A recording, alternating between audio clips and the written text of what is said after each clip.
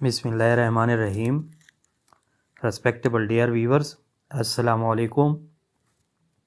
जैसा कि आप लोग को मालूम है कि कंप्लीट इंग्लिश ग्रामर कोर्स में पार्ट्स ऑफ स्पीच से हमने स्टार्ट लिया था।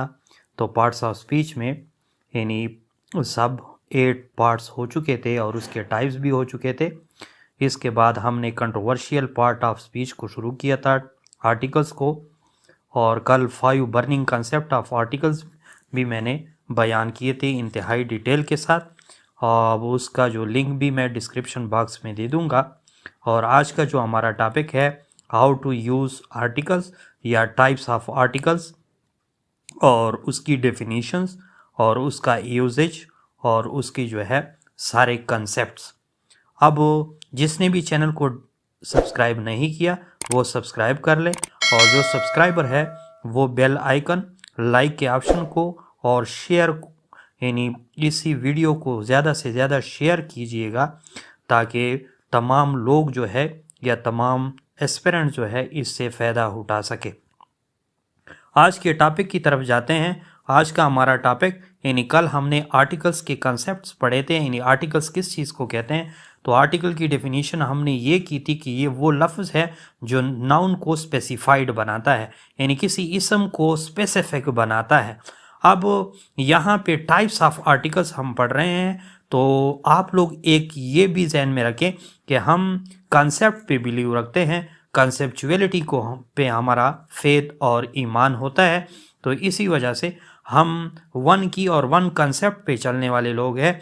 तो सबसे पहले आप लोग ये बात भी जहन में रखें कि आर्टिकल्स की तादाद, यानी जो भी आर्टिकल्स का लफ्ज़ कोई पुकारेगा इंग्लिश ग्रामर में, तो उससे मुराद ए, एन और दी होता है, जो आप लोग जो है स्क्रीन पे देख रहे हैं। अब चूंकि आज हमने टाइप्स ऑफ आर्टिकल्स पढ़ने हैं, तो सबसे पहला टाइप है डेफिनाइट आर्टिकल्स और नंबर 2 है इनडेफिनाइट आर्टिकल्स। अब नंबर 1 डेफिनाइट आर्टिकल्स की, यानी पहले मफहूम उर्दू में समझते हैं, फिर इंग्लिश में समझते हैं, फिर उसकी डेफिनेशन समझते हैं और फिर इसकी यूजेज समझते हैं इन प्रैक्टिकलिटी, ताकि विद एग्जांपल, ताकि आप लोग खुद भी उससे मुस्तफ़ीद हो सके।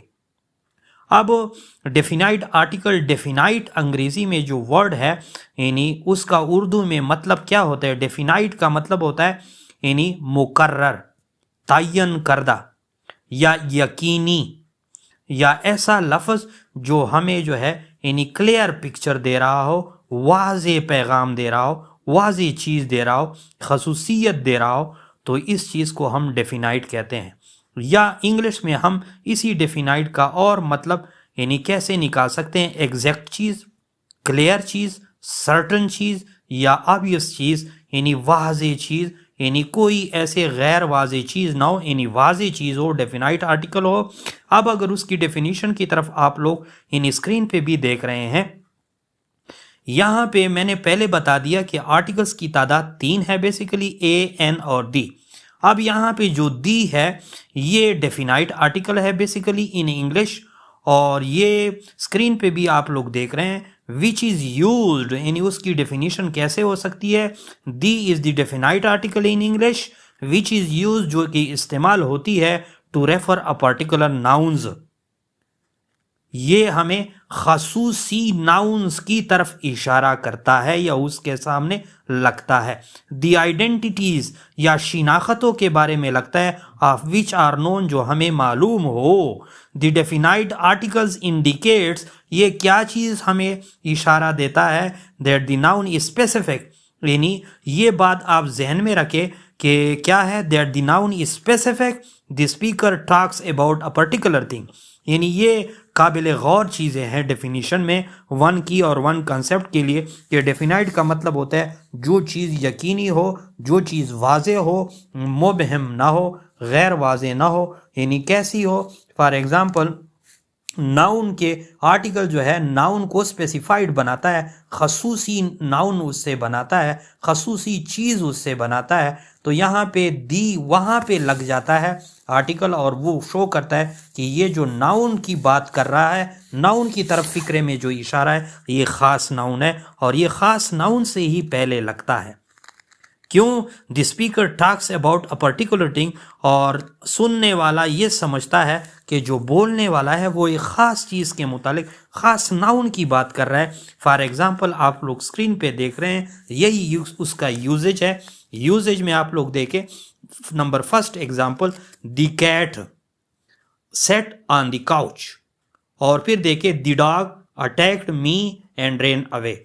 अब यहाँ पे फर्स्ट एग्जाम्पल में आप लोग देख रहे हैं दी कैट, यानी कोई आम बिल्ली नहीं, अगर आम बिल्ली होती तो यानी कह सकते थे कैट, लेकिन दी कैट से मुराद वो खसूसी बिल्ली, वो डेफिनाइट आर्टिकल, यानी यहाँ पे जो दी है ये डेफिनाइट आर्टिकल है, यानी इससे इस कैट से खसूसी नाउन बन जाता है, स्पेसिफाइड नाउन बन जाता है दी की वजह से।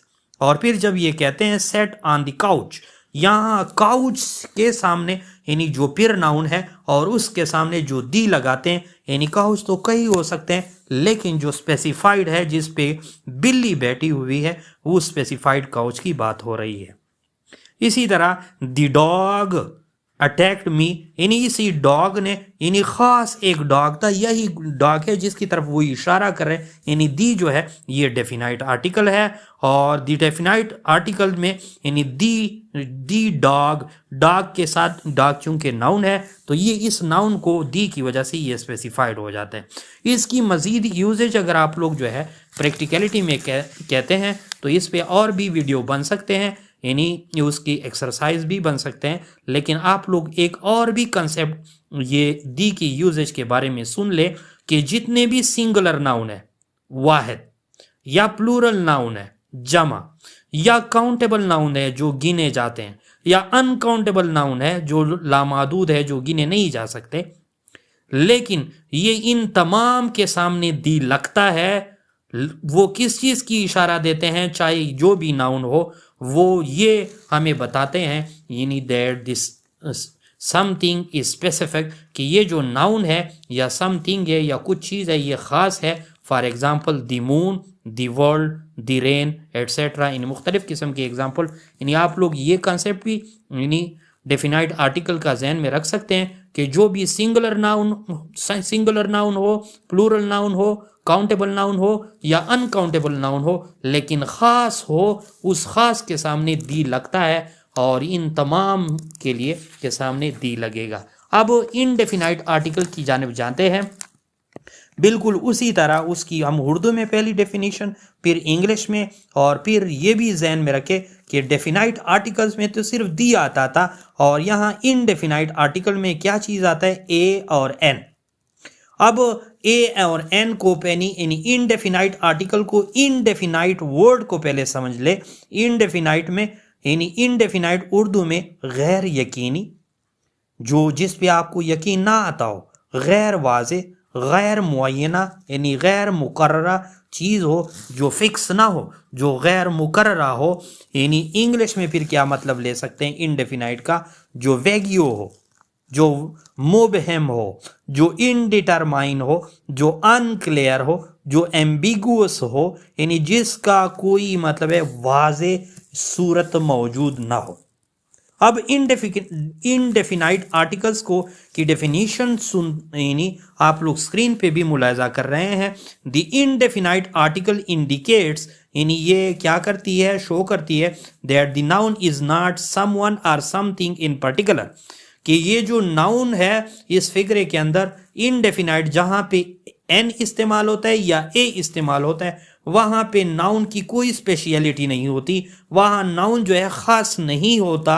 यानी वो किस चीज़ को इनडेफिनाइट आर्टिकल शो करता है, the indefinite article in English are a and an, यानी वहाँ यानी डेफिनाइट में नाउन ख़ास हुआ करता था डेफिनाइट की वजह से। इनडेफिनाइट में नाउन है या कोई चीज़ है यानी समथिंग है या समवन है, वो पार्टिकुलर नहीं है, यानी हमें क्लियर नहीं होता कि ये चीज़ क्लियर यानी वाज़े है या खसूसी अहमियत की आमिल है या नहीं है। यानी खसूसी अहमियत की आमिल नहीं है, यानी something which is not particular, यानी ये ख़ास नहीं होती। अब फॉर एग्ज़ाम्पल आप लोग स्क्रीन पे भी मुलाजा कर रहे हैं। नंबर 1 एग्जाम्पल में, do you have a pencil, क्या तुम एक पेंसिल जो है यानी रखते हो, यानी पेंसिल अब ए जो है यहाँ पे पिंसल, ए अपिंसल, तो अपिंसल से मुराद एक ही पिंसल की तरफ इशारा है, यानी यहाँ इनडेफिनाइट है। यहाँ पे कोई ऐसी ये बात नहीं की गई है कि the red पिंसल, the blue पिंसल, the pink पिंसल, या कोई यानी ऐसा खास पिंसल यानी दी पिंसल की बात नहीं हो रही है। ए लिखा हुआ है, ए से मुराद है इनडेफिनाइट।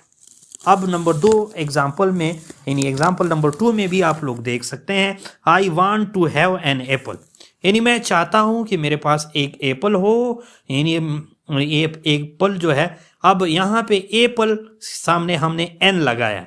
अब सवाल ये पैदा होता है कि एग्जाम्पल सर आपने 2 दिए, एक जगह आपने एन इस्तेमाल किया और एक जगह आपने ए इस्तेमाल किया, और बात इनडेफिनाइट आर्टिकल्स की हो रही है। तो यहाँ पे एक कंसेप्ट पाया जाता है, उस कंसेप्ट को भी क्लियर कर लूँ। यानी ऊपर 2 मिसालों में तो ये बात वाज़ेह हो गई कि कोई ख़ास पिंसल या ख़ास एप्पल की बात नहीं हो रही, यानी आम पिंसल और आम एप्पल की बात हो रही है। तो इसी वजह से यहाँ पे जो है ए और एन लगाया गया है। अब ए क्यों लगाया गया और एन क्यों लगाया गया, इसकी वजाहत यानी यूजेज ऑफ इनडेफिनाइट आर्टिकल्स में हम करते हैं। यानी पहले तो आप लोग ये समझ लें कि अंग्रेज़ी में अल्फ़ाबेट्स या उरूफ ताजी की तादाद कितनी है, यानी 26। उसमें वावल कितने उरूफ है, यानी ए ई आई ओ यू 5।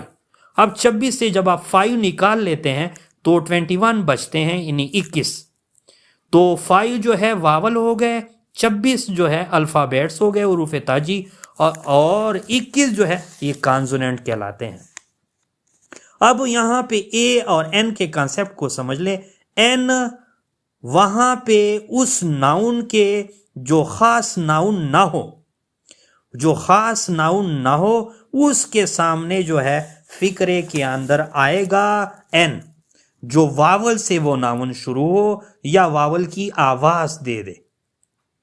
और ए जो है वहां पे इस्तेमाल होगा जो नाउन कॉन्सोनेंट से शुरू हो, यानी कॉन्सोनेंट से मुराद 21 अल्फ़ाबेट्स में से किसी अल्फ़ाबेट से शुरू हो और वावल से शुरू ना हो, वहां पे यानी नाउन से पहले ए आएगा। और दूसरा कंसेप्ट भी यहाँ पे एक जहन में रख सकते हैं कि ये दोनों जो है काउंटेबल नाउन, और यानी काउंटेबल नाउन के सामने और सिंगुलर काउंटेबल नाउन के सामने ए भी इस्तेमाल होगा और सिंगुलर काउंटेबल नाउन के सामने एन भी इस्तेमाल होगा।